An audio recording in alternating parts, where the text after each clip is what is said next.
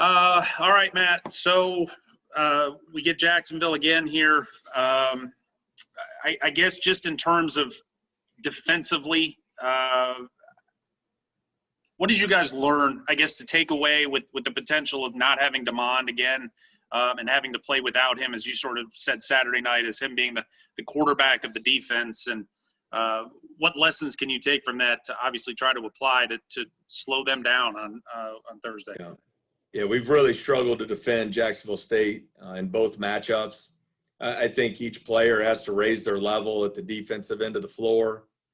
We have to defend the three-point arc a lot better. I know that the dunks from Huffman really stand out, but their three-point shooting has destroyed us. 13 of 24 on Thursday. I think they were 9 of 20 in the first matchup. So I think we have to do a much better job defending the three. And then I think the rebounding, they will be critical. They create a lot of problems with their size and athleticism up front.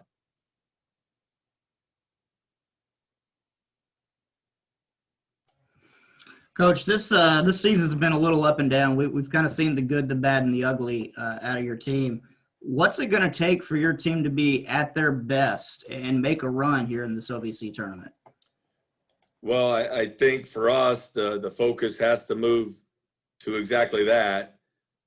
There'll be time to evaluate the roller coaster of the season later. I think our focus right now has to be, how do we get better defensively? How do we shore up the defensive glass?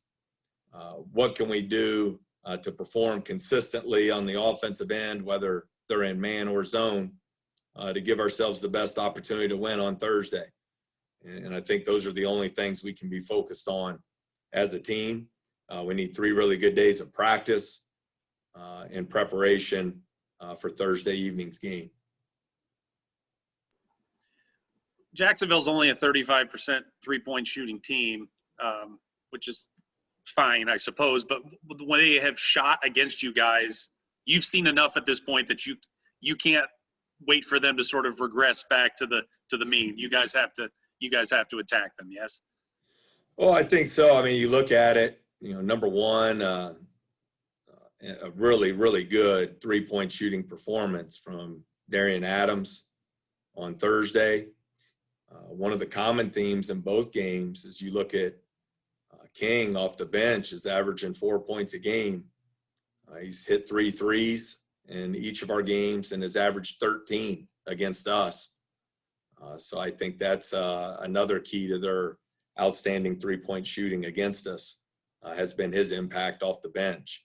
So I think there's got to be a certain sense of urgency to take away the three-point arc.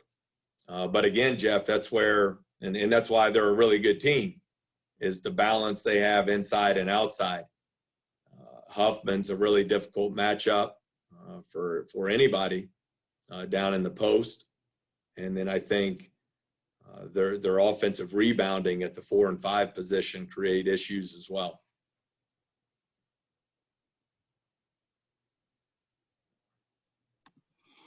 Coach, over the weekend, I know 2-point percentage, really. You guys were hitting the three really at will, but 2-point percentage, I know, is something you talked a lot about after both games. How do you guys work on that over the next 3 days, knowing the 2-point percentage for the season has been borderline terrific for you guys?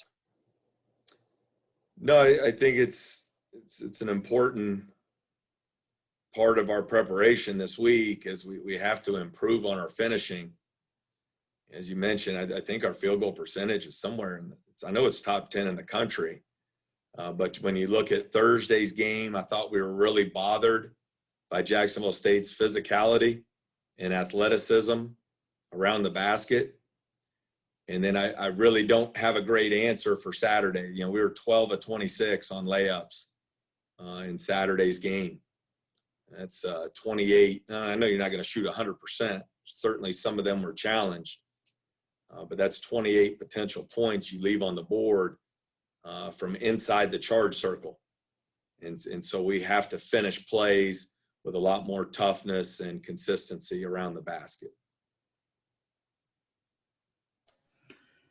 Coach, we'll talk about KJ Williams real quick. In his freshman year, we saw him be one of the most efficient shooters in Murray State history. Last year, we saw him add the three-point shot to his arsenal. What have you seen as the biggest improvement to his game this year?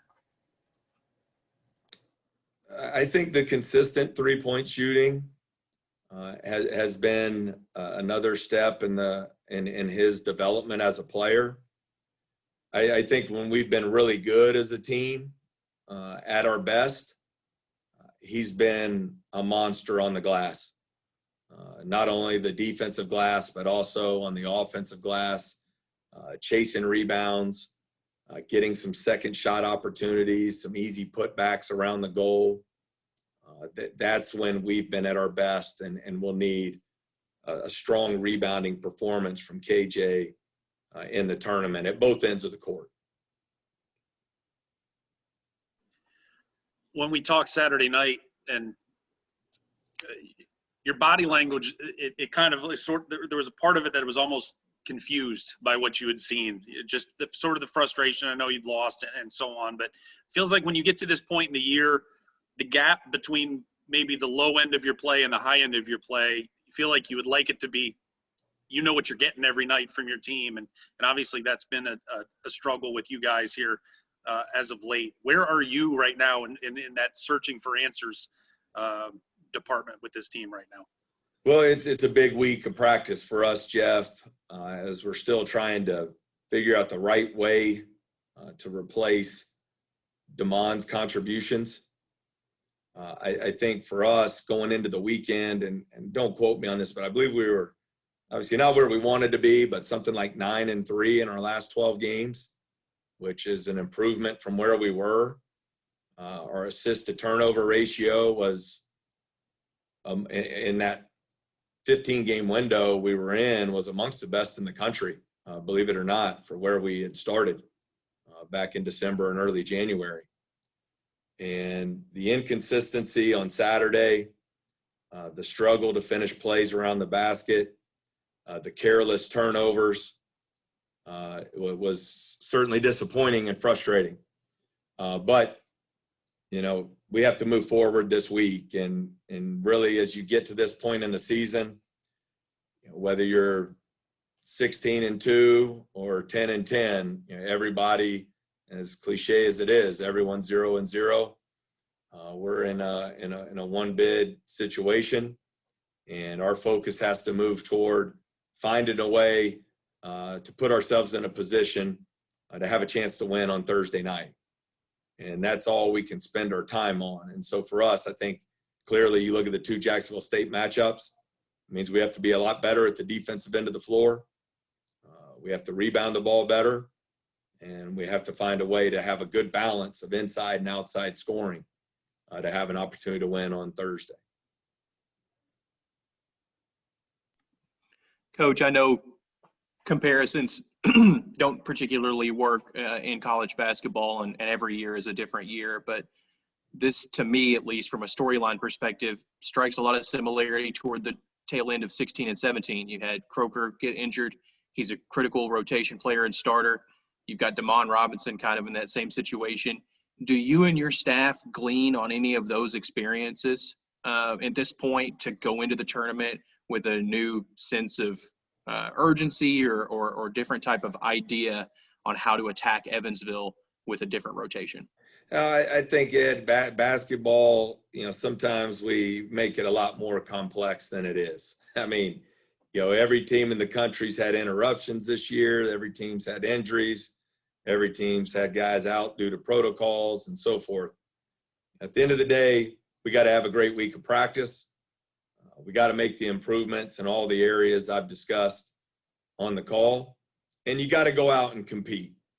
And you got to play with relentless effort. You got to play with great unselfishness.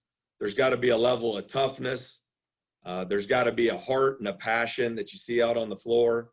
And that's the only way you have an opportunity to survive in advance, as they say, in postseason play. So that's all it comes down to. You know, we'll have our team ready to go, and we'll have a great week of practice and excited about the opportunity on Thursday. I don't expect you to spill the beans on this, but in terms of Damon's availability or health, you said he'd be reassessed this week. Is there at least a timetable for when a decision will be made, whether or not you make it public until game time?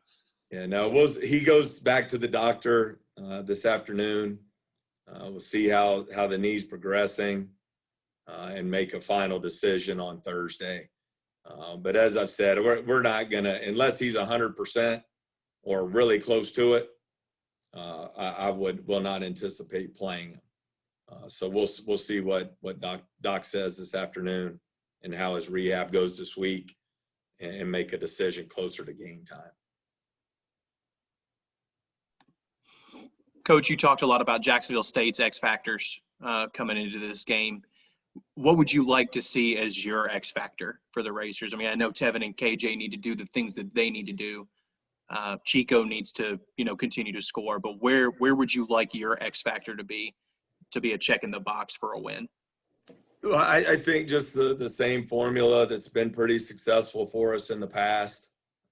Play the game with relentless effort. One-on-one defense is important, but defend together as a team with all 5 guys on the same page. Physicality and effort on the glass. Offensive execution, limit mistakes. Make free throws.